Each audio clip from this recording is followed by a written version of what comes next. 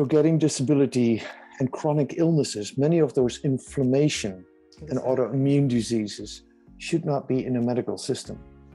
You can treat those with lifestyle choices. And then there's this myth, and please help me debunk this, and this is something that we're gonna together debunk, that healthy food is more expensive. Healthy food is not more expensive. Tell me about it. Yes. Healthy food is not more expensive. And this is a thing that is so fascinating because, you know, nutritionists in the medical system, and because individuals are that revenue stream within the medical system, you know, then, and the way we treat people and the way we measure also their ailments as well, we've been measuring them incorrectly. So for example, you know, telling people not to eat potatoes. Potatoes are one of the cheapest foods on the planet. Mm-hmm.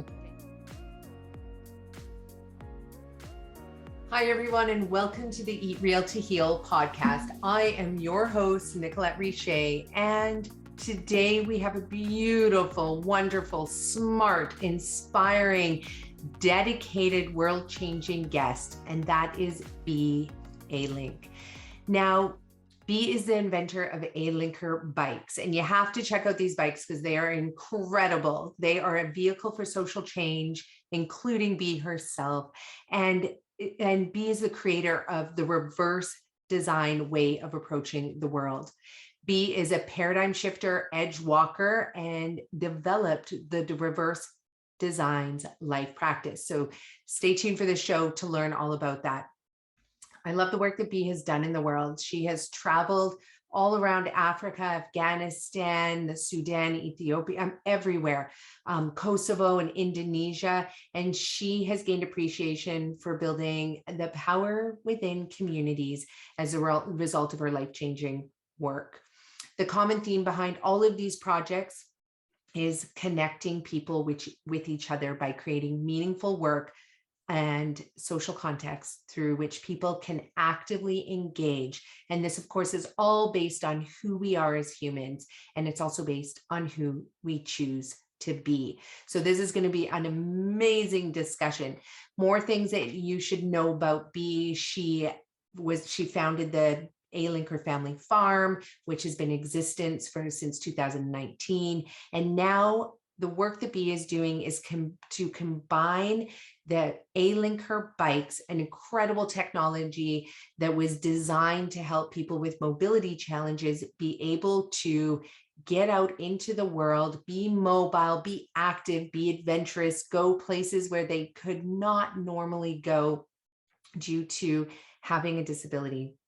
And now BE is introducing nutrition as well as a major component of all that she does, because you know, and I know, we all know that diet and disease are related. So by giving people access to mobility, being able to get around, and also access to nutrition to reverse a lot of the debilitating chronic diseases that come from poor food choices or lack of access to healthy food, and also from being sedentary, well, we can help more people all around the world reclaim their health and realize their true peak potential. Super excited to have BE on the show.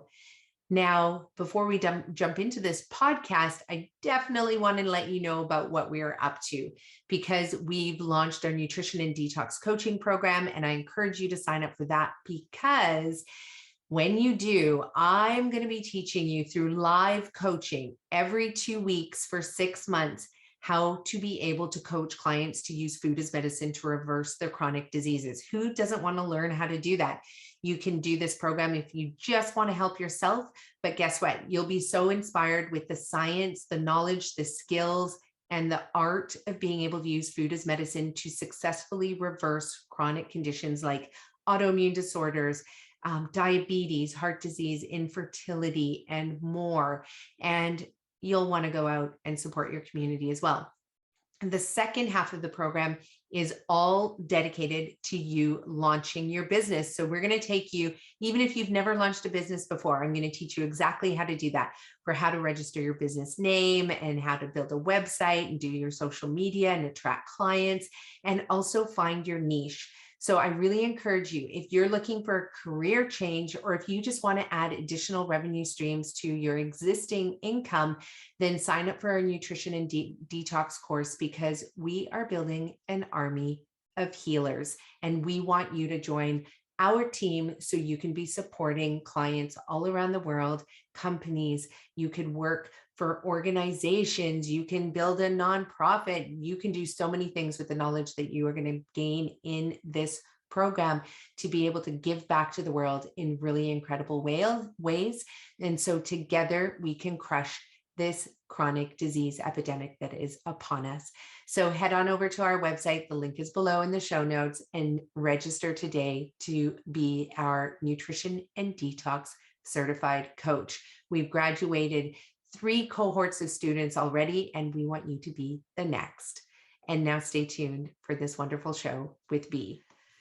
Hello, everyone, and welcome to the Eat Real to Heal podcast. I'm your host, Nicolette Richet, and I am thrilled to have BE Alink on our show today, because we are going to be talking about a subject that has not been on this show before, talking about how we can be the change in supporting people who have mobility challenges or people with disabilities, and how they move and get around this world. And BE has managed to perfect the most amazing system, the most amazing tool, which she's going to tell us all about today. So welcome to our show, BE. Thanks, Nicolette. It's amazing to see you again, to be here in this space with you. So thank you. It is so exciting, because we met first at SVI, at the Social Venture Institute, through Hollyhock in Cortez, right?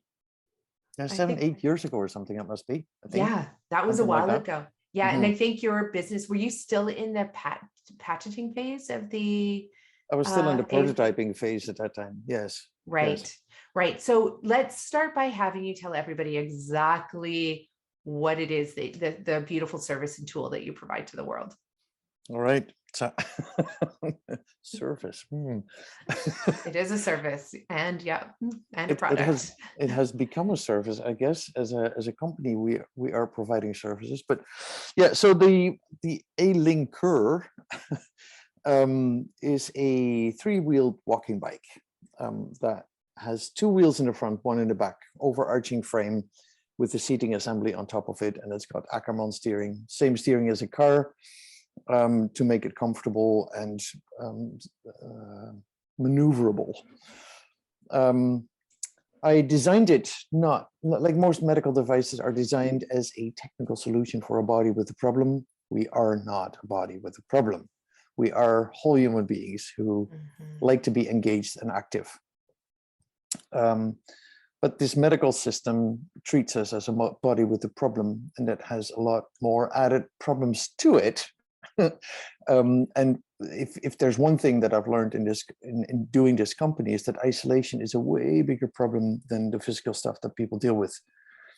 And the fact that this system drives people into poverty is kind of the biggest thing to deal with. Like, how do we reach people that have been dismissed and discarded into a corner of poverty and now have no say anymore, no agency, no independence, and somewhere are in the,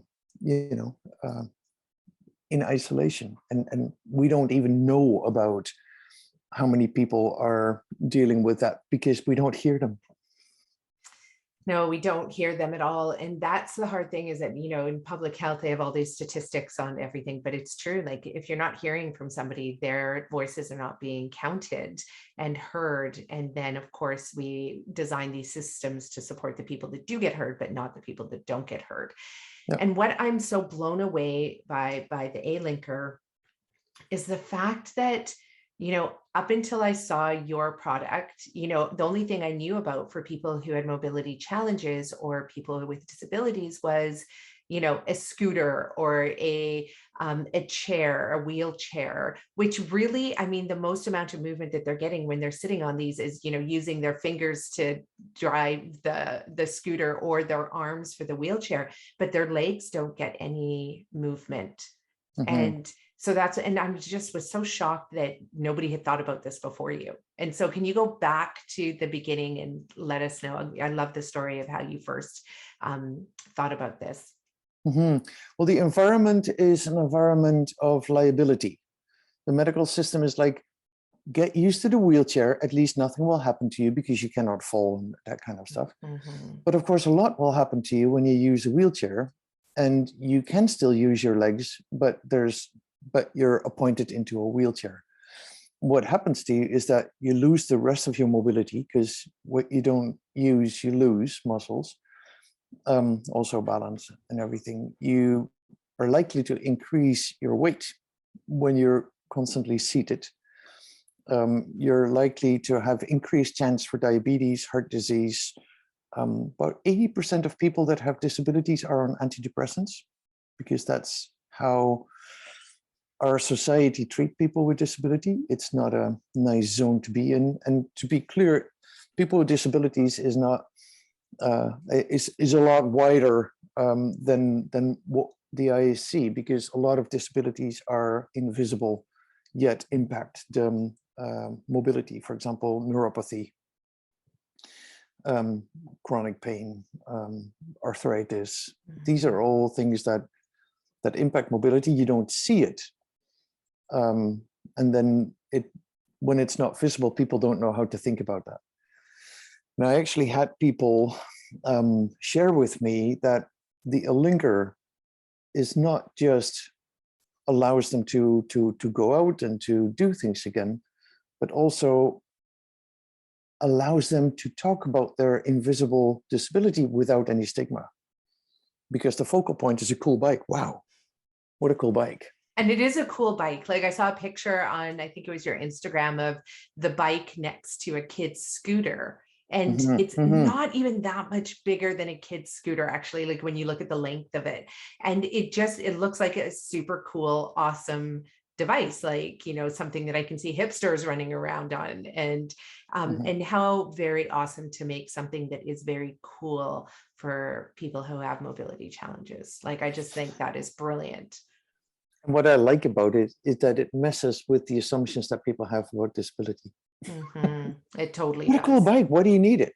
It's like, well, I'll give you a clue. I can't walk. And they're like, what? But you're so cool. How can you be disabled? You don't look disabled, is what a lot of people get. It's like, what does disabled look like, really?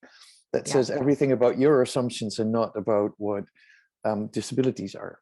Yeah, because if you saw somebody, on the seawall in a wheelchair, there is no doubt in your mind that they were injured or they have a disability. But if you saw somebody on the you probably wouldn't even look twice if you saw them on the Alinker, other than to be like, wow, cool bike. Where do I get one of those? And so it just immediately centers you into relationship with the individual from just a human to human perspective, as opposed to, a healthy, let's say, human to somebody who doesn't have health. And then that would automatically shift the conversation as well, the way it would begin. Plus that we have people that use the Alinker that can barely walk, that have MS or had a massive stroke, and they do marathons on the Alinker. I don't do a marathon on the Alinker, so who's disabled now? Exactly. And that sort of really messes with the assumptions. And what is disability? I think our society disables people because it excludes people, but people don't live with different mobility, and we move all different. That's okay. That doesn't mean I'm disabled. But society disables you because society wants to label you. And with that, it disables you. Just the moment we give a term to people, like Martin Luther King always said, that like, you call people slaves, now we can dehumanize them, and we can treat them as different humans, lesser humans or something. Same with disabled. If it's disabled, then we can put that away and not pay attention to it anymore and not be confronted with it anymore. Like, I think we're vulnerable creatures. Mortality, illness, disability is real in our life. Starts with glasses. I can make my disability look cool by cool glasses, but still a disability. Yeah. But is it? And does it determine who I am? No. So, messing with the assumptions is important, because we make way too many assumptions and judge people on that. Exactly. And I love how your background, because you have a background in engineering and design and lots of backgrounds actually, which we're going to get into. But so many of the challenges that, humans face, and like you say, it's our society that is labeling the person as disabled, making them disabled, actually, just because we haven't brought our design sense, our engineering minds, to say, how can we support people who have mobility challenges or any kind of challenge, right? Like, it could be financial challenge, childcare challenges. It's like absolutely everything, but it's that design mind, that when we say, like, hey, like, how about, designing this, your Alinker, so that the people, when you meet them, they're actually at eye level, as opposed to a wheelchair, which often we're looking down at the person as well. So I just think that was a beautiful aspect of your design. And I always want to point out that wheelchairs are fantastic if you need them. It's just that 60% of the people that use wheelchairs can still use their legs, and there wasn't anything designed for them to use their legs and to be at eye level. It's not that eye level is the golden standard because we need to try and fit in with all the people on eye level.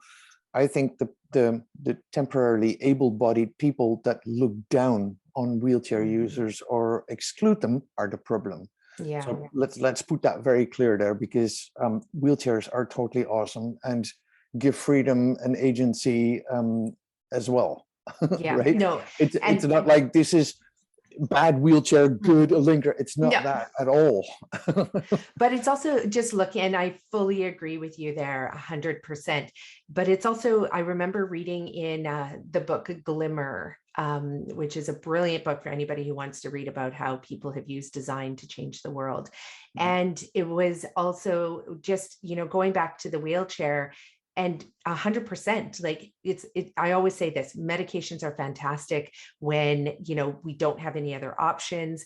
Medication is amazing. We should not look down at people when they take medication, should not look down at anybody just because you physically are looking down into a wheelchair. But there was an engineer who actually saw that a lot of people who were in wheelchairs also couldn't actually see above the counter. So when they went into cafes and when they went into different places, they didn't have the same view as a lot of people. So they couldn't even access a lot of the information, like on how to order things, or, and so he designed a wheelchair that actually just had a button that allowed the person to be propped up temporarily, like while they were ordering or communicating with somebody, and then to be able to, sit back down. And it was, and who would have thought about designing a wheelchair for that purpose, just to allow somebody to order in restaurants and cafes? Well, I think you would design a lot different if you ask people with disabilities how they want to live. Totally. It's so simple, right? Like I had a conversation yesterday with somebody, and she said, and this was about developing the Alinker for heavier people with a higher weight capacity, which we're working on. And she said, would you include heavier people to get to these? Absolutely. Like, that's what I've done with the Alinker. If anything, I've listened very well to hundreds of people, if not thousands of people, by the way. And so, yes, of course, heavier people are the core of for me to know what to design. And this is often the thing, that designers have an assumption about what your problem is, and then they're fixing your problem. But these are not problems. Like, I don't fix problems. This is, and that goes to my reverse design practices. I don't see problems. I do see that things are problematic, but they're often symptoms of a system that is not designed for the well-being of us. So the same, that goes back to what you said earlier. Maybe we should well, we should do a lot, but the system dictates and has conditioned us to be a certain way. Like I always, as an example, say like racism is not the problem. Racism is the tool of a system, so a symptom of a system that needs racism, so we don't know from each other what's happening. Right. To keep us separated and feeling small in all our little minorities. Yeah. Racism and sexism and ableism are by design, but it also means if we are raised in a system that is ableist, sexist, and racist, we are ableist, sexist, and racist by definition, unless we undo our own conditioning and choose who we want to be going forward. So that's kind of my lens looking at the world. Like, yeah, I can try and get more women to get VC funding, for example. It's only 2% of VC money goes to women.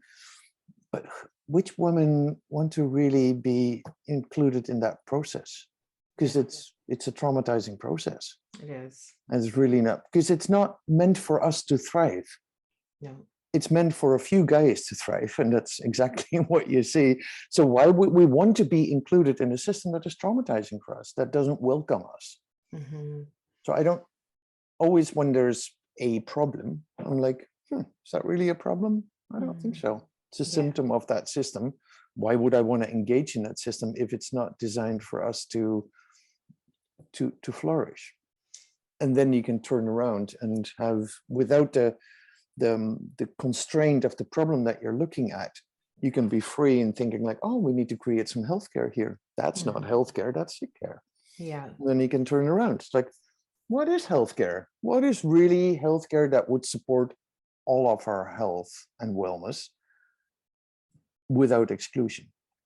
Right. And then you've got a very different way of looking at things. Yeah, I love how your heart and your mind work in this beautiful unison. And where did that start? Were you just born that way? Was it where you went to school? You know, you have been an advocate for social change, for inclusion. You going back to even your time in Kenya as well. You have a background in woodworking. So tell us a little bit about that, because I'm always just so mesmerized when I meet individuals like yourself that really have this massive, massive heart and desire to make the world better. Make the world better. I'm not sure. No, not make the world better, or make it in individuals' lives better. Or just create the world that I'd like to live in. Because when I came into the world wasn't designed for me. And that was very quickly, at a very young age, that was very clear. I'm not a typical boy, I'm not a typical girl. I have female genitalia, of which half have been removed right now. But so at birth, I was designed the female sex. And then you're living in a world that boys get very specific messages and girls get very specific messages, and how you're supposed to behave and what you're supposed to choose in school for your future. And all that stuff is inundated with messages that force us into being conditioned to be that person in, I think, an economic model. We don't live in a culture, we live in an economic model of woman, men, children, cornerstone of society, marriage, everything into that, right? That's an economic model. And in that exclusive binary model, there's a lot of people that don't fit there. Most of the people actually don't know they don't fit there because they're so conditioned they think they fit there. But that's just a conditioning, I think. I've lived in many, many different countries, non-Western countries. And in every country that I lived, there's more than 2 genders. Every country, including Afghanistan to Sudan, there is more than 2 than the solely binary system. It's only the Western world, the Western capitalistic system, that has a purely binary focus. So tell us more about that, because I think this is something that most people living in a Western world will, and who are progressive and open and saying, okay, there's more than just male and female, they think they're leading that revolution, where explain what you mean that in other countries that are non-Western, there's more than one, more than the two binary genders. Well, let's stay in Canada. The Indigenous people here have at least 5 genders. Depends a little bit on which area of Canada, but on average, there's like 5 different genders. When the colonists came, they enforced the binary system there and went specifically after the Two-Spirit people, because they're a threat to the economic model, I think. Everything and to that the doesn't religious model, and the religious model as well. For sure, which nicely goes together. You saw it in residential schools, the colonist system with the church. It's a perfect fit for abuse. And because it is a model that doesn't allow anything but a assumed mainstream, which is a big minority still, it just happens to have the power, and forces people to behave according to what is expected of them. But that's not who we are. And so Indigenous people have lived with multiple genders for thousands of years. And what are those genders? Like, can you define them? Well, there's the woman, the man, there's the Two-Spirit, and there's 2 sort of in-betweens. And the more you define it, the more problematic it becomes. Because this is what I didn't have language when I grew up for what I felt, what my gender experience was. Yeah. And then I've learned over time that in the absence of language, there's actually a lot of freedom. When I came to Afghanistan, as a woman falling in love with women, tall woman, male, like some people feel me as a male person. In Afghanistan, I was dressed in male clothing, predominantly. They well knew there was a woman, but they dressed me in male clothing. I'm in the construction industry, of course, as a woodworker, architect. And I could live my soul in Afghanistan like I've never lived my soul. And it was not because I'm an international woman, because other international women or men did not have that same experience. It's a gender, right? It's a gender thing that they recognize without wording, because the moment you say in Afghanistan, I'm a lesbian, they have to, have an opinion. You force people to have an opinion the moment you give it a term.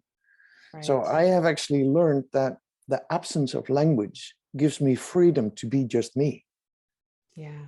And I've refused to adapt any kind of language.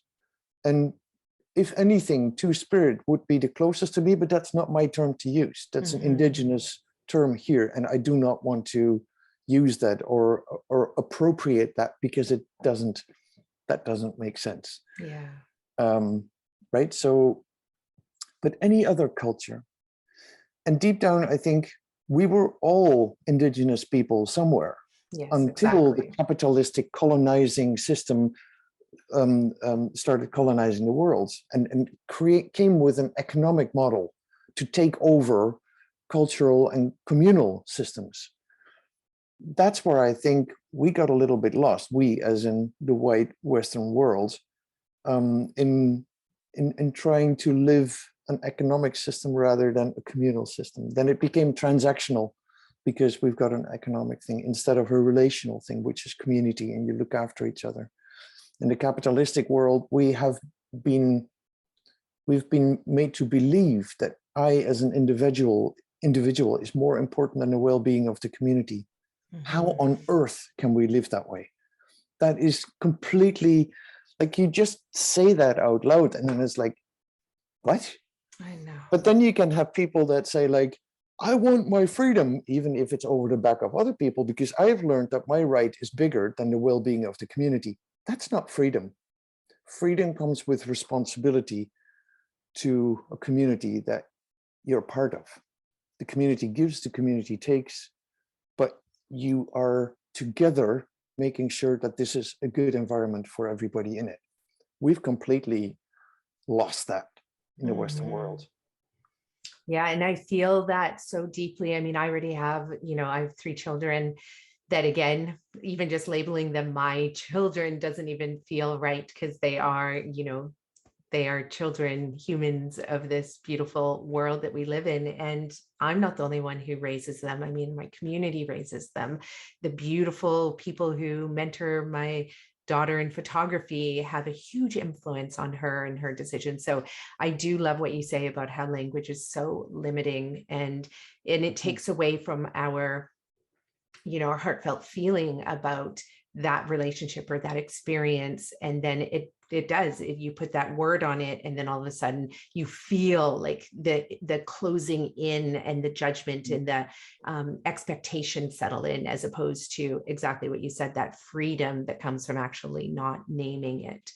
And of course, we all know some semantics get hugely in the way of, people being able to relate to each other. And, people get so offended so quickly because of the semantics. And I do love what you're saying, is that, yeah, but then I wouldn't even know, how do you even begin to break down this existing system and develop that?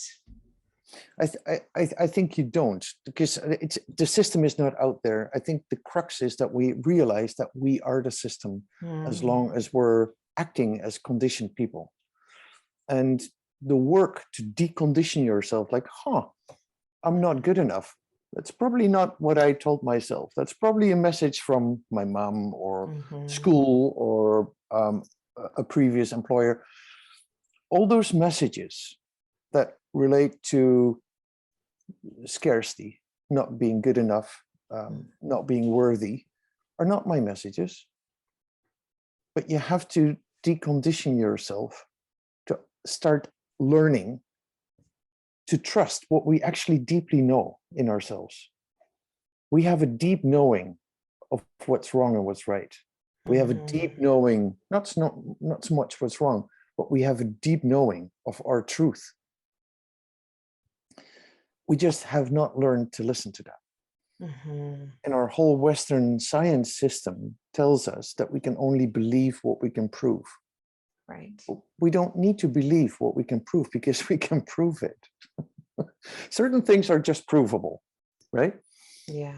And certain things, my experiences, for example, I can't prove my experiences, but they're true to me. And I have learned not to believe that because I can't prove it. That's the Western, that's how much we are conditioned to not trust ourselves, but to go by all the messages and how we're conditioned. And so to uncondition ourselves and to put new things in place, or anchor back to what we can actually trust, what we deeply know, is huge work, because the conditioning has been and going on dramatic. Yeah. And the conditioning has been so dramatic. I mean, it's led to wars, it's led to like extreme amounts of death. And, it continues every day. And it is one of the parts that, when I hear you say that people know, like deep within them, that sense of right and wrong, or that's, the truth, or that is true to them. That's something I'm still practicing. It's releasing that mentality of the scientific method. If it can't be proven, then it isn't. But also, how do you communicate this inner truth and this inner knowing?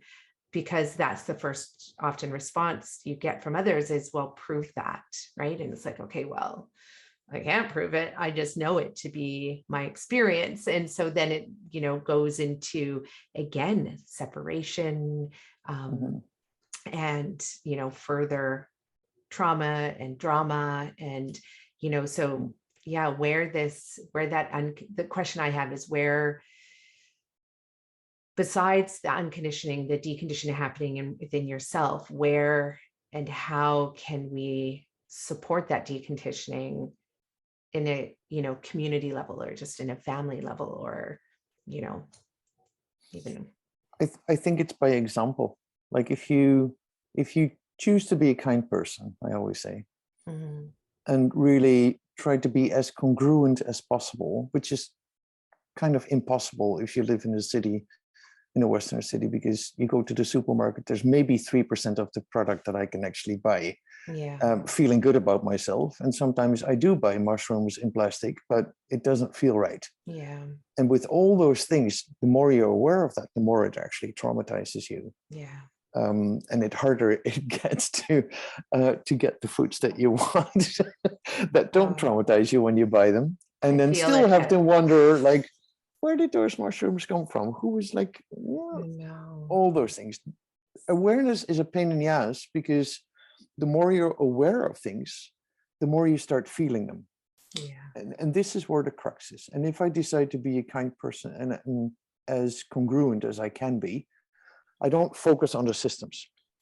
I recognize and acknowledge the system. Like, because sometimes people say like, oh, you think so much outside the box. And I was like, that's your box. And I get that. I acknowledge that, that people live in a box, but it's not my box. So I don't live outside of the box. I just live me. Right. And by, like, the whole system is based on scarcity. There's no time, no resources. We're always in shortage of everything. And then we don't feel worthy, of course, because we're all stuck in those minorities. I think the crux to get out of that, to change systems, is to acknowledge that that is the system, and acknowledge that you don't want to be part of that or sustain it or maintain it by every action that we do, by every grocery shopping that we do. And then turn around. So like, I want to imagine a world that I would like to live in. All I can do is create a community that I'd rather live in than the world that I was confronted with when I was born. And by creating something that is imaginary and dreamy, and then manifests, becomes really attractive, to the point that a person called me a while ago and said, like, I apologize, I don't have a disability, but I'd like to be part of your community. Is that possible? And then I said, well, we don't hold it against you that you don't have a disability. So yes, of course. But this is the thing. Isolation is a bigger problem than most of the physical stuff that people deal with. If people are not acknowledged, they don't exist. Yeah. And that is traumatic, and dramatic. Yeah. Everybody needs to be acknowledged. And you know, Nicolette, it's for free. I know. It doesn't cost anything. Oh, right? And this is the part I think, we're all struggling with on a daily basis, is to simply just acknowledge our own existence, acknowledge our own being, our own thoughts as valid thoughts, just because they are a thought that originated from within us. Yeah, and it is a struggle. I mean, to see yourself and then also be seen by others. And there's a definition around what that means to be seen, right, by others as well, as opposed to, yeah. So that is something. My heart definitely aches when I think about how many people are alone and lonely, and literally alone. They don't have anybody coming to see them. And especially now with COVID as well, we have so many people in, homes, retirement homes, that are not allowed to see their loved ones. Their loved ones can't come in. And I'm like, this is what we are doing to people now. This is, that is a system that, we've collectively created, and we see it more than ever now during COVID, how, it's absolutely asinine what's happened. And I think it was always there. It just got illuminated by the pandemic. Exactly. But in the UK, for example, there is now a ministry for, before the pandemic already, a ministry for suicide, a ministry for homelessness, a ministry for isolation or loneliness, and a ministry for homelessness. Did I say that? Yeah, or something? Homelessness, anyway, those are not problems to fix. And by creating ministries and focusing on the problem of homelessness, we'll never solve the problem of homelessness, because it's not a problem to fix. It is a symptom of a system that doesn't give a crap about people, because it measures in money. Yeah. And if we don't have an economic value anymore, we're discarded.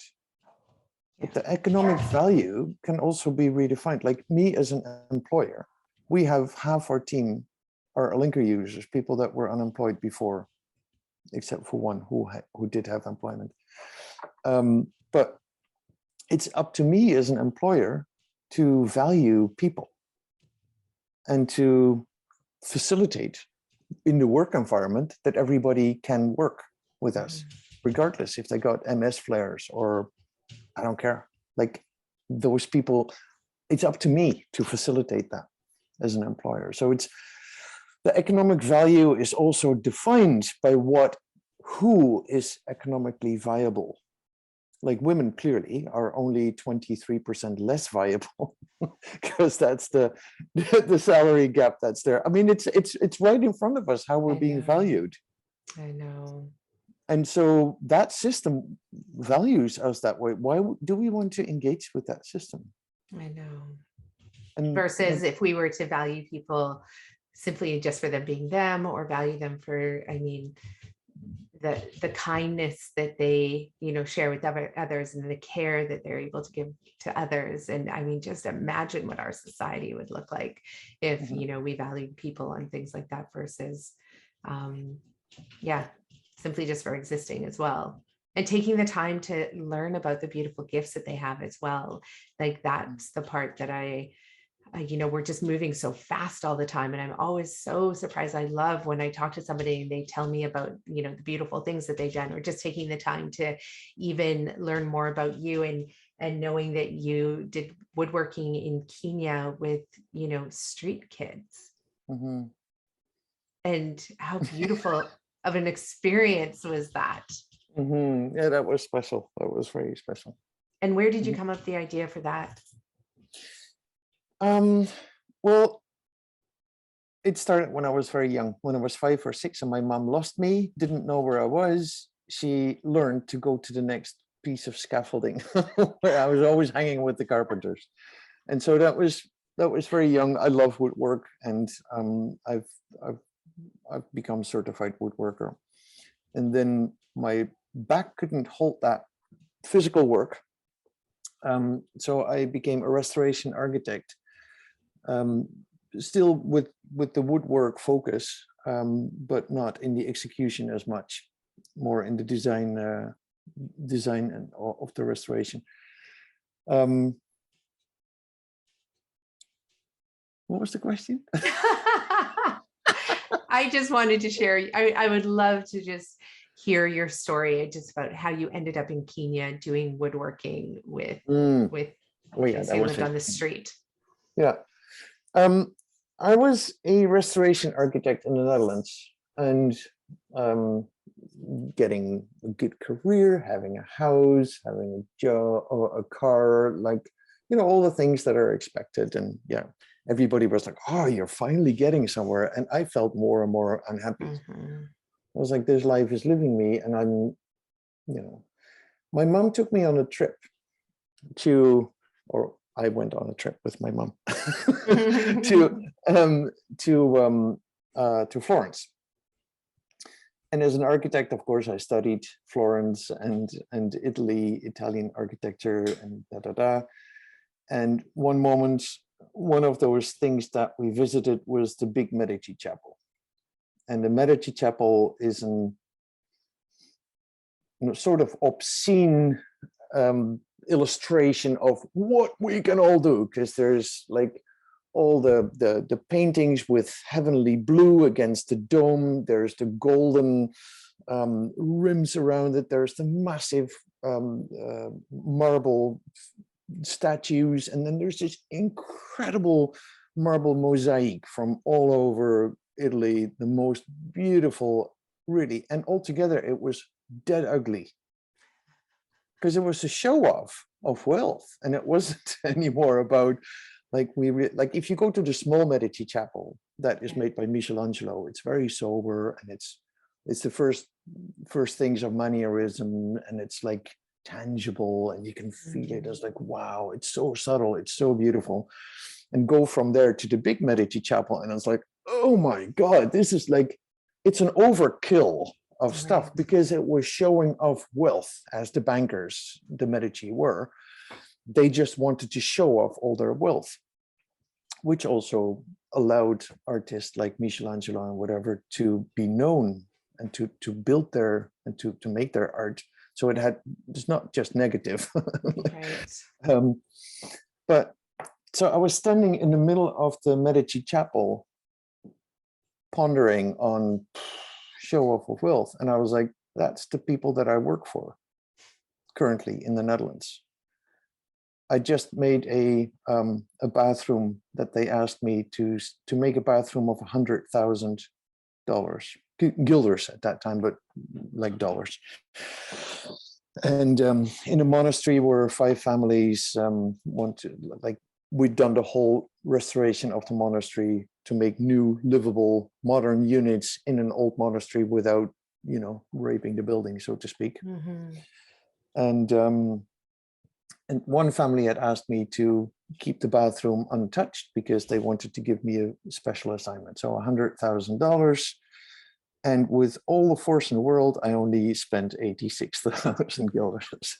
And they were unhappy because now they couldn't tell their neighbors that they had that. Now they couldn't tell their neighbors that they had $100,000 bathroom. That's just happened before I went to the Medici Chapel. And I was like, oh, that's the people I'm working for. No wonder I'm unhappy, because they spent so much money on their personal wealth and they didn't even get a smile on their face.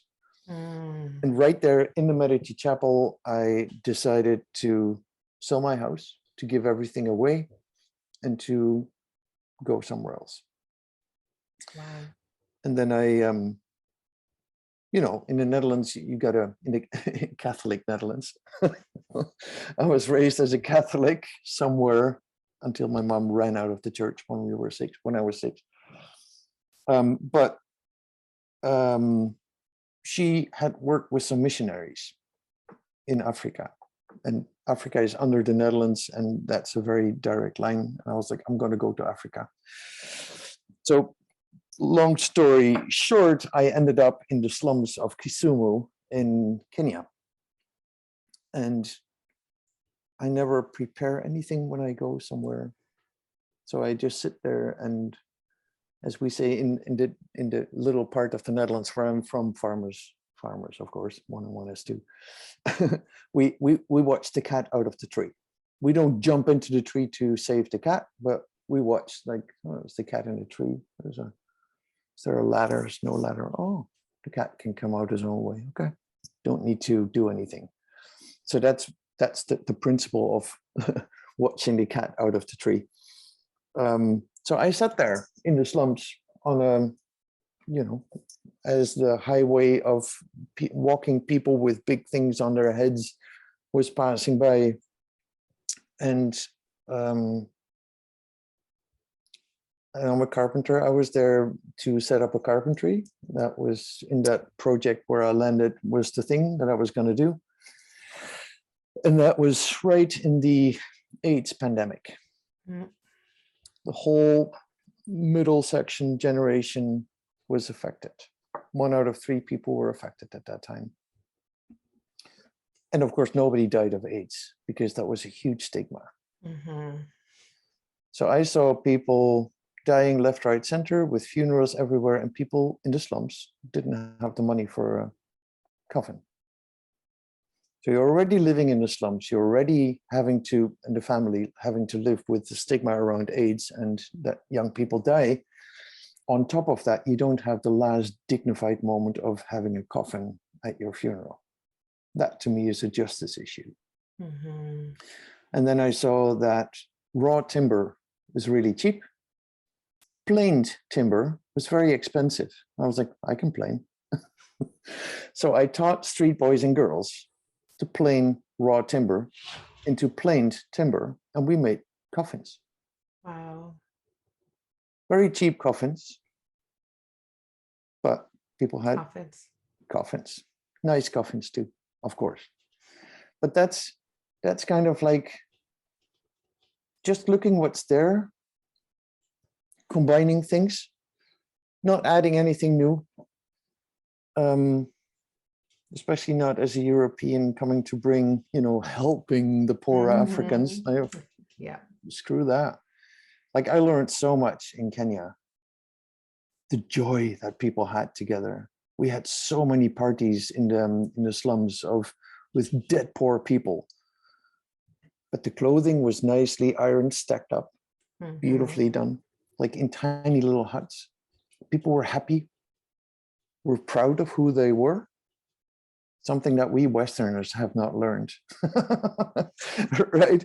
So I was like, oh my God, how can you live with so much pride? Like they were dancing, they felt free in their bodies. I was like, I've learned so much there. And that's all the messages that we have in our heads, that we're not good enough, we're not worthy, all that stuff. And I started seeing that conditioning when I went to countries like Kenya or Afghanistan.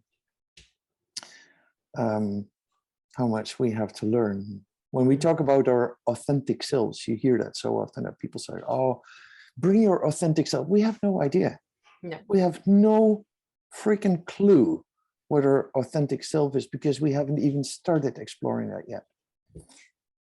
Oh, I hear you there. And that's something, this past year, I've been spending a lot of time on that question and, what is my authentic self, and trying to separate myself from, which I don't know if you truly can, but there's a level of awareness that can arise where you really do see how, you're a product of your family, of your society, and really just trying to understand what, and taking almost, I sometimes wish I could take my brain out of my head and move it over here so I can just feel in my body, because that is where I know my authentic self lies. But it's so challenging. It's so challenging. And of course, because it's all tied into so much that happened before, while we were so young as well. Like I have this just like driven desire to help people with chronic diseases heal, and just to feel their bodies free of pain, and to feel their bodies, be able to move. And, when they have a desire to walk long distances or run or to, do a marathon, but they're not able to do it because they have these chronic health conditions that prevent them. I mean, I just have this drive to them. I'm like, let's work together and, to help them realize that. But where does that even come from? Like, I question, like, is that my authentic self? I watched my mom grow up always helping people and, giving so much of herself that I do the same thing. And I push myself past the point of even forgetting to take care of myself to be in service of other people. And I was like, wait, that doesn't seem right. That can't be my authentic self. Because I'm pretty sure my authentic self would take care of myself first too. You only need to take care of yourself when you're giving. Nature is not reciprocated in a society that only takes. No, exactly. Right? I think the giving is healing. It is. It really is. But giving in a society where everybody else takes, you run on empty. Now you need self-care. Yeah. But in a community where everybody gives, you don't need to look much after self-care because the community looks after you. Yeah. After our care. Right. And that's where the scarcity mindset comes in, because I see that all the time too. It's like, I can't give because, I don't have enough time. I don't have enough energy. I don't have enough. And I'm like, my first response is actually, if you start to give, you will actually develop time, you will develop energy, you'll develop resources, because your mind will also, come up with these amazing solutions to the lack of time, lack of money, lack of resources, lack of everything. Because you can resource each other. Exactly. Right? Exactly. It's incredible. I'm part of the CEO network. I'm one of the ventures of the second year here in Canada.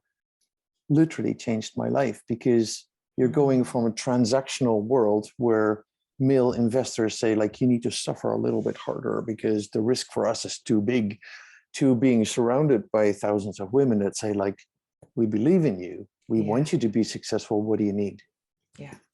Everything changes, everything. And you can just relax, because I think it's connecting with other people that also want to build a community like you want to build a community, when you can live on the basis of radical generosity, because we are radically generous creatures. We are. That resonates with us. But if you're in a system where there's no, where you only have the transactional thing, I give you something and then I'll give you the invoice for it too. Yeah. Right? That's not a relationship. And we are relational creatures. So anything that's transactional, I'm like I built my company on partnerships. With the whole manufacturing in Taiwan, we've never signed a contract. Wow. But we do have a relationship. Well, it is all about relationships. I remember reading Phil Swift's book on how he got started with Nike as well. And it really taught me a lot too, because you couldn't even enter into any kind of contract without first having a relationship. And you see that in the Middle East, and you see it in a lot of non-Western countries as well. It's like, you don't even get to talk business before you have, tea together and get to know each other's family, or, to enter into a meeting without going around and asking everybody how their family is doing, and is everybody healthy, and are they well, and what do you need, and can I offer support? And then you talk business. Yeah. It's even goes so far that if in cultures where you first need to build relationships, you talk about business too fast, you have no chance in hell. You'll never get in. Exactly. They will not engage with you. And I get that. Yeah. But the scarcity of like, oh, we need to quickly meet and quickly contract and all that stuff. It's like, no, have tea together. Yeah. Endless tea, because during tea, all the contracts are made without having contracts. Exactly. And that's where the trust as well comes in there, right? Because if you don't do that, then you don't know anything about the people that you're interacting with. You don't know anything about their life. And so there's no trust, right? You're just going on word of mouth. Absolutely. Or on their word. But they haven't done anything to earn that yet. And you haven't done anything for them to trust you. Plus it goes to, you hear so often the same as the word authenticity. People just throw that stuff around. Like, we're so aligned. Really? Have you tested if we're aligned? Yeah, exactly. What are those values really? And how does that translate to your practices? Because I don't trust anybody who says like, oh, we're so aligned. It's like, you say that before we meet? Yeah. No way. No, Yeah. we're like, that takes months. Yeah. Yeah, no, definitely. And in this world with so much information, and when we're not actually picking up the phone to have those, to set up a time to have tea, I mean, it can take years before you ever see that. And if you're judging it by social media and everything, but yeah, this is something that absolutely needs to change. And it is why I love SheEO as well. I haven't been part of that organization yet. I think I've been so stuck unfortunately, in the mindset of working in the world where it's like they make you feel really shitty for asking for money, or you just feel awful and you feel awful taking it, and and then they tell you that like everything is dependent on the success, and you get terrified, and it just freezes you and paralyzes you, as opposed to I mean, SheEO is definitely that environment where all of that gets washed away. I've seen it with other women who've been and other individuals who've been part of that organization. It's really spectacular. But it's interesting what you say. Like, do you hear what you say? Like, I've been so inundated in my work that I didn't have time for SheEO, is where if you go to SheEO, all this stuff just disappears. Exactly. Yeah. Oh, I hear that as I say it. Right. Yeah. No, I know you do. Yeah. And it all comes down to also, you're probably one of the first people that I've spoken with that's described SheEO in that way as well, because all I see is what I see on the internet. And so then you're like, and of course it's that trust. It's like, there's so many organizations trying to say similar things, but to finally have a relationship with somebody where they describe their experience, all of a sudden that changes everything. That makes me want to end this podcast right now and go sign up. Yeah, right. And it's not to say that everybody in the network is radically generous, because but everybody is on a journey to become more aware, open to become more aware, like, who are we in this world and how can we become more radical generous with each other? Because the deconditioning is a massive job. But at least in that network, there's an awareness about conditioning, and an awareness about like, how can we decondition with each other, and how can we build something else because people don't want to change. If you just decondition, you've got no alternative. If you build alternatives, dreaming, imagination, and whatever, then people are like, oh, I'm attracted to this, and oh, now I can change that too. Now I can let that go because there's an alternative. Some people are forerunners; they can build stuff, and some people need to be attracted to the built stuff before they can let go of the old stuff. And that's just everybody being on their own paths. Yeah. And it takes it, if you haven't been surrounded by radical generosity, then also you're not able to radically receive as well. You have a guilt that's attached to receiving. You don't trust the person who's giving you something. So, who's so liberal with their generosity. And so, it's this catch-22, and it takes that leap of faith, right? It's that, okay, like this new way of being can actually work, it's and we see it in nature. I mean, you said that already. We see it in nature. It's just reciprocal. It's just constantly this beautiful flow. And as human beings, we've, severed that flow, but it's there and available to us. Yeah. And giving is healing, but receiving needs trust. Yes, it does. And in a system that we're trained to be transactional, if you give me something, I owe you something. Yeah. I don't want to owe you something, so I don't want to receive. I know. Right? So I have learned in the CEO network to relentlessly learn to receive. My whole giving has changed. Not that I was a stingy person before, but but the freedom to give has changed. Because the transactional stuff is gone. That changes everything. Yeah. Right? Yeah, no, that's beautiful. Even in just our interactions too, it's been so beautiful and refreshing for me to see that exchange happen. We're designing this this way. Yes, that let's talk about that, Nicolette. Let's talk about that. Yeah, let's talk about that. That's exciting. Yes, please. Yes. That is exactly what happened between you and I, and it was so effortless and it was so beautiful. And that as we were saying, okay, how can my team, my organization support yours, and how can yours support ours, so that we can support, the collective, all the people who may not know about me and may not know about, what you offer to the world.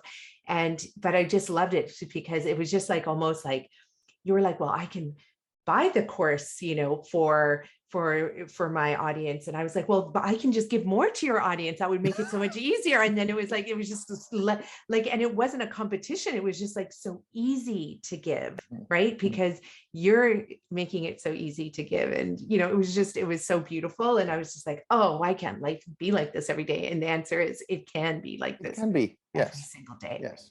Yeah. We just have to build trust with each other in relationship to learn how to receive. Yes. Without owing somebody anything. Yeah. And then your whole giving can change.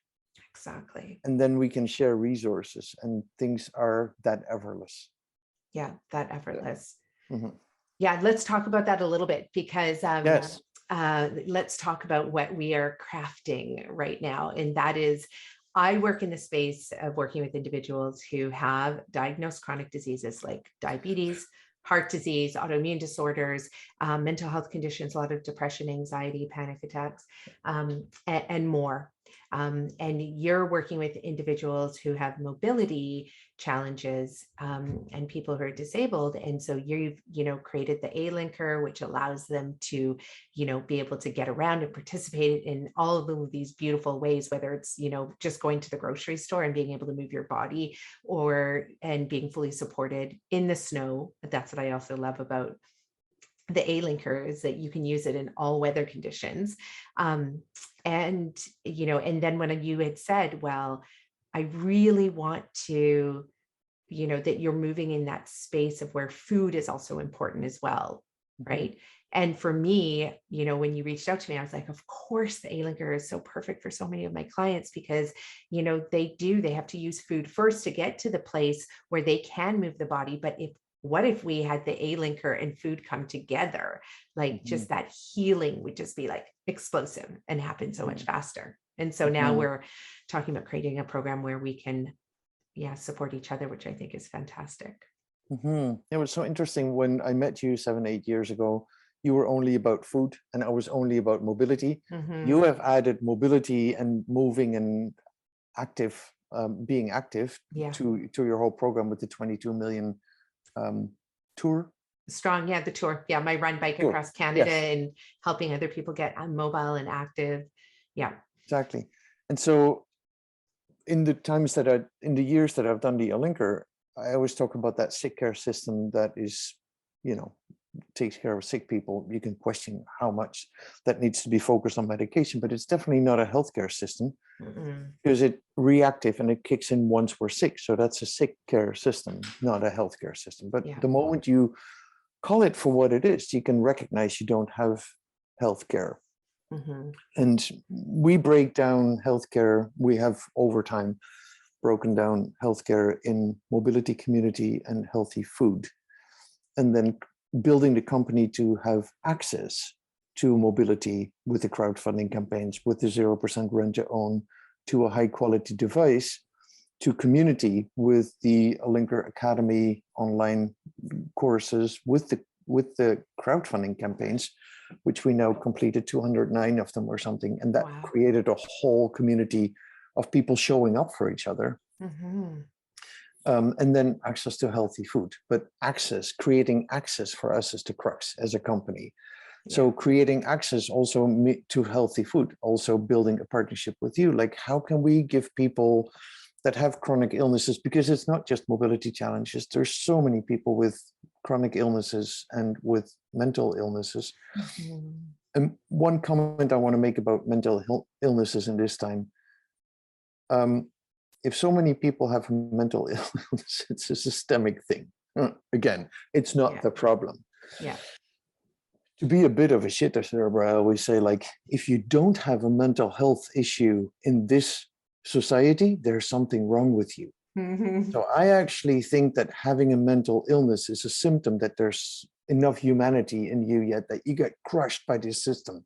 Totally. We call that a mental health system because now we can medicate it, but that's not underneath. If people are lonely and depressed in this world, of course we're lonely and depressed in this world. That's not a mental health problem. It's a systemic problem. It is. And so how can we build something that we show up for each other again? It's for free. Exactly. Right. And having mobility be part of that. I just, I think about my mom, she's always made, really healthy food. But when she moved from Africa and we moved here when I was 4, she made it the Western way. And then that Western way of preparing these beautiful fruits and vegetables and grains contributed to, her arthritis and contributed to her gaining weight. And then of course that affects her mobility. She's still like, she'll go out there and run and chase my kids, but I mean, her knees are so sore afterwards. And I was just thinking, she absolutely needs, an Alinker. She's going to love it because she'll be zooming around everywhere, because she does have, like, she's a bright light and she has all this energy and she wants to participate in life. And I can just see her loving that. And it is this coming together of, because our chronic condition, 60% of people are living with a chronic degenerative condition, like diabetes. One, right? Yeah, exactly. At least one. Yeah, most people have 4 or 5. And and when we talk about overcoming, access to, right? So if we want to look at that, I mean, having people be mobile is so important for even just accessing clean, real food. Right. It is so important, because otherwise they're, eventually in a system where, like a hospital system where, like, that's not food that they provide in long-term care homes or in hospitals. Like, that is absolutely. But if somebody can be mobile and active and then start participating in, like, being in a community garden and working in the community garden and just getting to a community garden and being surrounded by other people who cherish healthy food. I mean, like, it all goes together. And and community definitely is at the center of all of that. But I think it's important to get disability out of the medical world. Yes. I mean, yes, sick care is, and I'm not against medication. No, me neither, yeah. But it has to be sensible. And at the moment, it's not sensible. No. And it is a massive overkill of writing prescriptions before you actually understand who that person is, or what their poop looks like, or what they're eating, or how much they're moving. Exactly. You know, that should be the first questions, and trying to get to know somebody, to get a comprehensive idea of who that person in that body is, and what might be related to each other or to the environment that they live in, before you just prescribe medication. And at the moment, it feels like a system where sick people are the revenue stream of the systems that make money. Exactly. With subsidized food industry feeding pharma. That's the short of it. Yeah. And that's not a conspiracy thing or whatever. It's just living in a society where we measure everything with money. That is the result. It's not by design to use sick people as revenue stream, but if you measure everything in money, this is the result. Yeah. People become the revenue stream. Sick people become the revenue stream of the pharma industry, and it's sad. Yeah. So the solution, instead of trying to fix the healthcare system that isn't a healthcare system, it's very effective right now as a sick care system. So getting disability and chronic illnesses, many of those inflammation and autoimmune diseases should not be in a medical system. You can treat those with lifestyle choices. And then there's this myth, and please help me debunk this, and it's something that we're gonna together debunk, that healthy food is more expensive. Healthy food is not more expensive. Tell me about it. Yes. Healthy food is not more expensive. And this is a thing that is so fascinating because, you know, nutritionists and the medical system, and because individuals are that revenue stream within the medical system, you know, then, and the way we treat people and the way we measure also their ailments as well, we've been measuring them incorrectly. So for example, you know, telling people not to eat potatoes. Potatoes are one of the cheapest foods on the planet. Okay. We have doctors out there, researchers out there, and nutritionists out there who've told people for the last decade, stop eating potatoes. Meanwhile, potato is the #1 food that my clients eat on the therapy. They can eat it 2 times a day, 3 times a day. They can eat all the potatoes that they want. They can just only eat potatoes if they wanted. And they will be healthier and free of their disease if they just did that even. Okay. They're the cheapest food on the planet. Yeah. Oatmeal. Right? We have everybody telling everybody, don't eat grains and don't eat this and don't eat that. And oatmeal, my clients eat it every single day. And it's the cheapest food. You know, you can buy a 50-pound bag for like $33 actually from the grocery store. It's the cheapest food.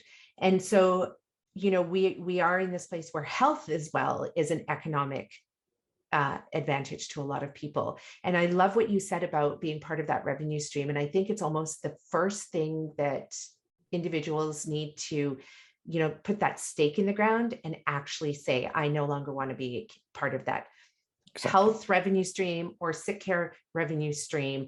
Because when you say that and you want to remove yourself from that and you want to find freedom from that, that is when you actually realize like everything is, the food is not expensive. You won't be buying, you know, $80 bags of goji berries, even though fine, eat goji berries if you live in a place that goji berries are growing, and eat them. If you can pick them off the tree and whatever, get them at your local store and they're inexpensive.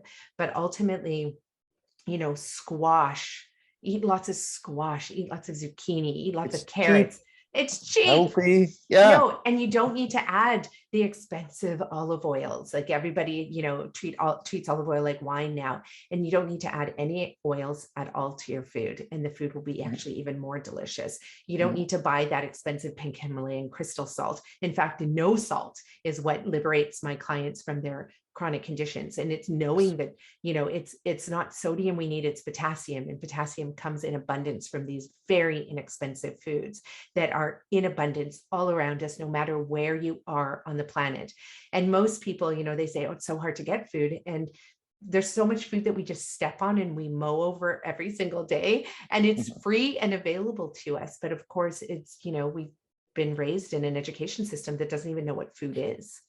Plus that all the health foods, dietary stuff is, again, it's an economic model. It's an industry, huge industry, all the supplements and stuff. It is crazy making because people don't know anymore what is healthy food. This is why I like to partner with you, why we've started the conversations, because you bring it down to just use your brain.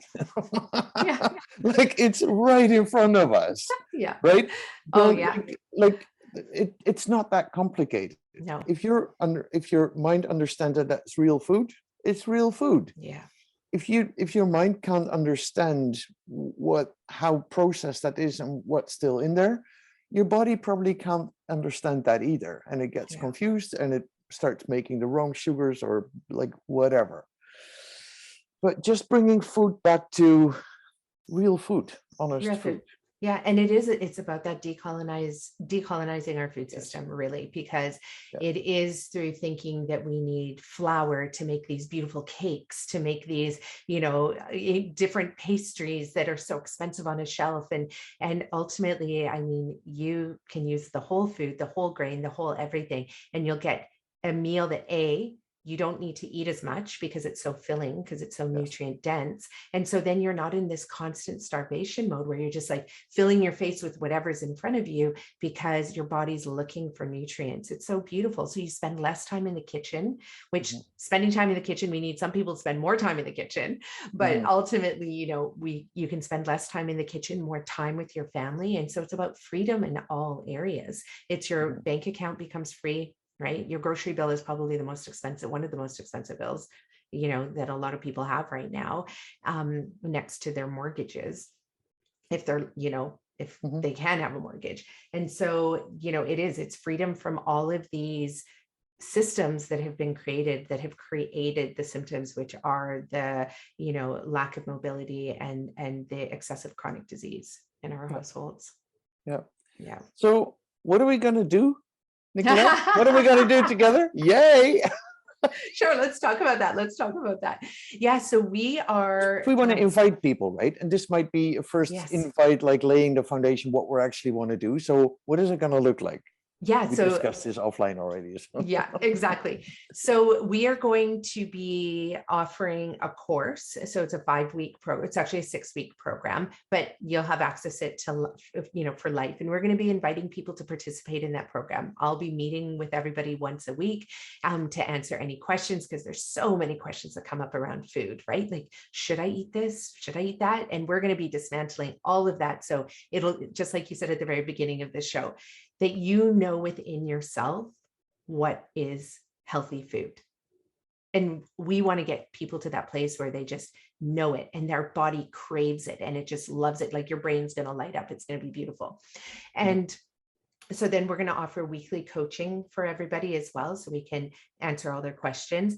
And then from your side, you're going to be, and then of course, we're going to be, this program is to show people how to reverse their chronic diseases. Yes. So if you have a diagnosed chronic condition like diabetes, high cholesterol, high blood pressure, autoimmune disorder, depression, anxiety, if you're suffering from panic attacks, the list is long, skin disorders, infertility for many people, like all of that can be reversed. And so I'll be guiding people through how to do that by getting them to understand what real food is, how to prepare it, what healthy meals look like, truly healthy meals that reverse chronic disease.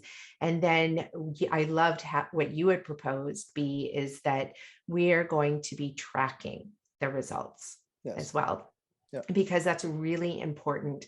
And so tracking those results so that we can see before and after what that looks like. So lab results, everything, keeping the data on that, seeing how people can go from completely not being able to move their bodies, and then within a few weeks being able to go for hikes and walks, and in some cases, if they need the Alinker, being able to actually use it and feel really, really good being out there, in their bodies, free of their arthritis and chronic pain. I've got a few people in our customer base, in our community, who have reversed their diabetes or pre-diabetic condition. I love this, just with the Alinker. Just with activity. Imagine if you add mobility and better food choices. like I can't wait to prove that it's not that hard.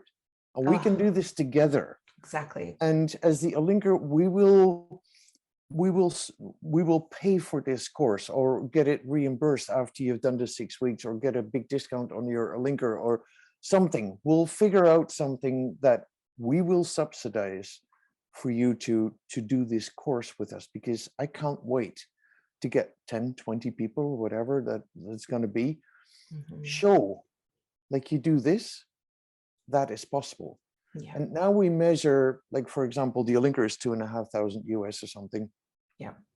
And a scooter is $2,500 US. If you see them in the metaphor as the sick care system with a scooter that has a lot of side effects, right? All those side effects, they cost money.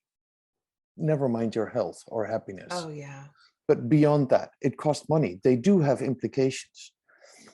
The one-time investment of the Alinker could have no or less side effects, right? So the initial investment in getting a device has different cost to it. Food, same thing. Exactly. You have the bad food or the real food.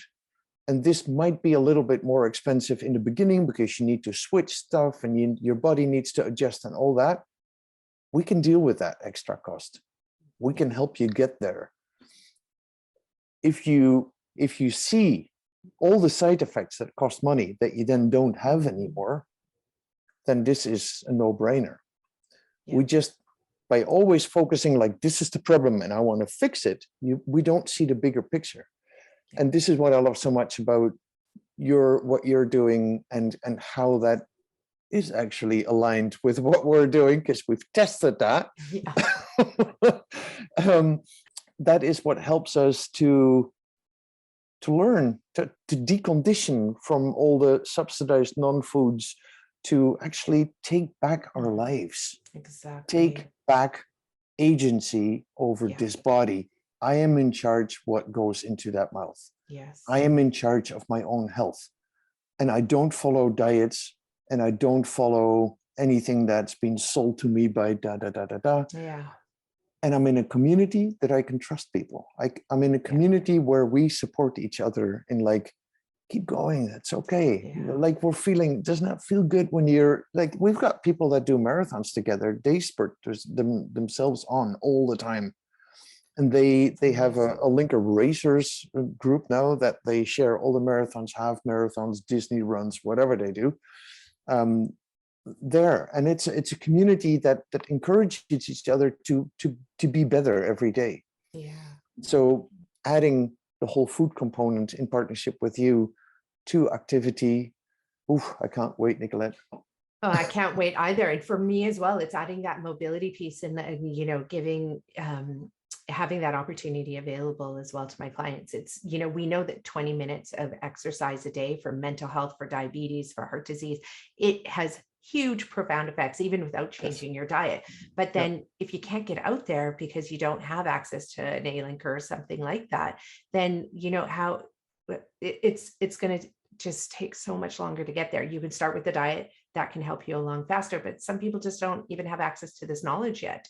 And so while they're trying to figure it out, so it doesn't matter, start with mobility, start with diet. But in this case, what you and I are doing is we're saying we're going to put it together and we're going to keep track of the results to really just show people that, your doctor might have told you that you have to live with this condition for the rest of your life. And I can tell you that is not true at all. And going back to the piece about money, yes, we're trying to separate ourselves from this economic model that thrives on sick individuals. It thrives on it. So many people are making money off of this.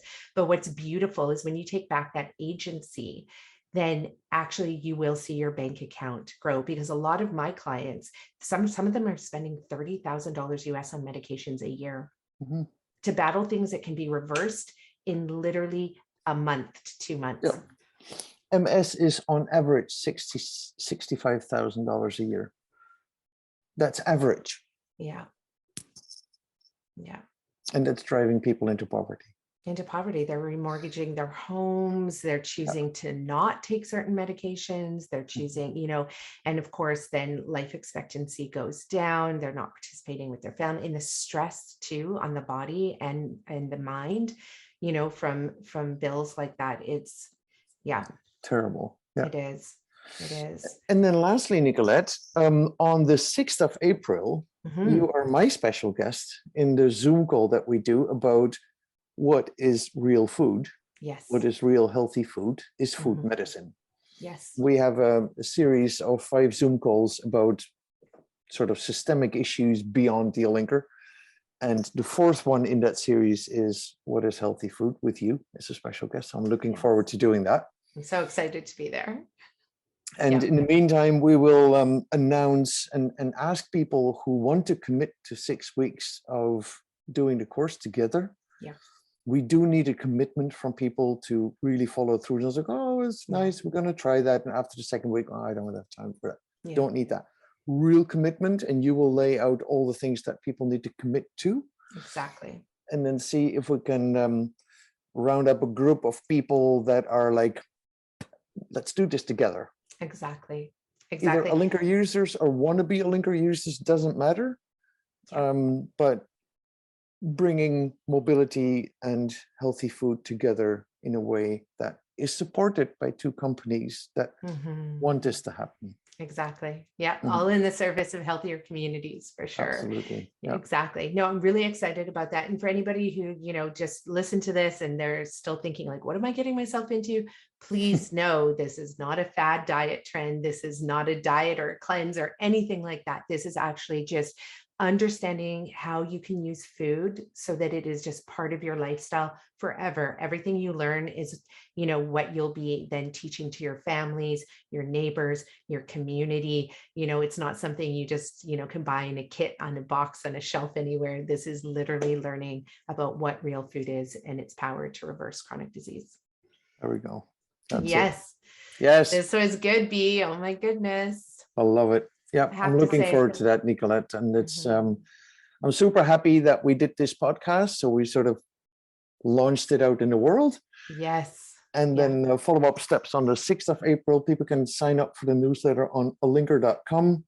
Under community, there's a drop-down menu with a newsletter. There's also the archive of the old newsletters. And I sent you just a few ones in the mail so you can review them. Amazing. And just for anybody who knows, if you're listening to this, we are in 87 different countries around the world. You can go directly to the Alinker site and you can order an Alinker and it'll be shipped to you, I believe, anywhere. Yeah, well, in principle, yes, we can ship from other countries too, but shipping costs are a little bit crazy if we don't have distribution in that country. We have shipped and we do ship Alinkers. We always try to make it work. Okay. That's good. That's good. Amazing. Thank you for sharing all this incredible discussion that just went into so many beautiful areas that so desperately needed. We need to be having these conversations that matter everywhere. So please share this podcast with everyone, and not just you, B, but everybody who's listening. And thank you, B, for being on our show. Thank you, Nicolette. Wonderful being here, and I'm looking forward to more. Me too. Me too. Thank you. And there you have it, folks. What an exciting, engaging, thought-provoking conversation. B brings so many important topics to light in this one episode. And we want you to join us in our study where we're going to be supporting several individuals and in learning about food as medicine to reverse their chronic disease. We'll be supporting them in a 6-week online program. You can sign up for that in the links below and participate in this course where you get access to the course for a lifetime, but you'll also get access to all the recordings, the live recordings that I'll be doing with you to teach you how to use food as medicine to reverse your chronic illnesses. So sign up today. So excited to have B from Alinker Bikes and myself from Richer Health and the Green Mustache supporting you in reclaiming your health and your life. Thanks for now, and see you all next week for another episode of the Eat Real to Heal podcast. Bye for now.